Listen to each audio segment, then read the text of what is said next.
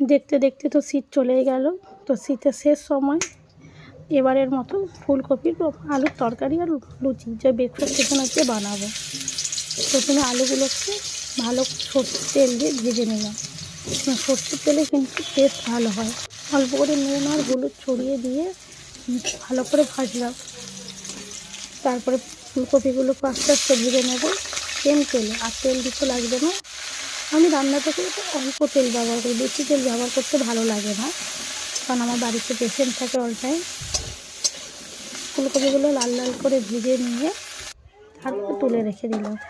এবার কড়াতে অল্প তেল দিয়ে গোটা জিরে, তেজপাতা আর কিছু শুকনো লঙ্কা, গোটা গরম মশলাও দিয়ে দিলাম,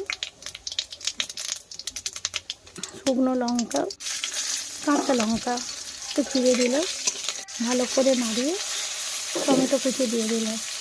এটাও কিছুক্ষণ ভালো করে নাড়িয়ে নিলাম। এরপরে আদা কুচি দিয়ে আবার কিছুক্ষণ নাড়ালাম। এরপর শুকনো মশলা দেবো, যেমন জিরে গুঁড়ো, নুন, হলুদ গুঁড়ো, লঙ্কা গুঁড়ো। এবার অল্প করে জল দিয়ে ভালো করে কষিয়ে নেব। কষানো হয়ে গেলে একটু টক দই দিয়ে দেবো, যাতে একটু গ্রেভি ভাব আর ক্রিমি ভাবটা আসে। নিরামিষ, তার জন্য এইভাবে করলাম।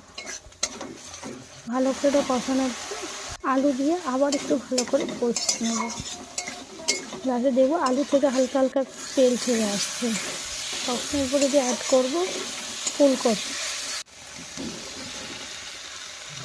ফুলকপিটাকে অ্যাড করে ভালো করে আবার কষিয়ে নেব। নিয়ে অল্প করে জল অ্যাড করে দেবো। তোমরা পারলে গরম জলও ব্যবহার করতে পারো, আর আমার কাছে ছিল না, তবে ঠান্ডা জল দিলাম। ভালো করে ফুটে উঠলে ধনেপাতা, চিনি ছড়িয়ে আবার একবার ভালো করে নাড়িয়ে নেব। আলুগুলো কীভাবে সেদ্ধ হয়েছে কিনা সেটা একবার চেক করে নিলাম। এরপরে কিন্তু ধীরে ধীরে এটা তরকারিটা হয়ে আসছে। এদিকে আমি কড়াই লুচি ভেজে নিলাম। লুচি আমি নিজে ভাজতে পারি না, তো আমার হাজব্যান্ডকে দিয়ে ভাজাচ্ছি। এবার লুচিগুলো একদম ফুললো না এবারে, জানি না কেন, হয়তো রাগ করেছে আমি ভাজিনি বলে।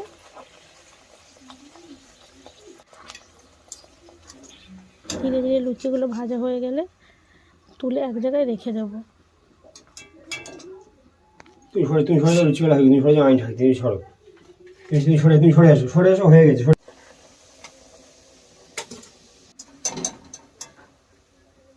লুচিগুলো সব ভাজা হয়ে গেলে এরপরে আস্তে করে ভালো করে পরিবেশন করে নিতে হবে। এবারে যদি পরিবেশনের জন্য দেখে থালাতে গরম গরম লুচি, ফুলকো লুচি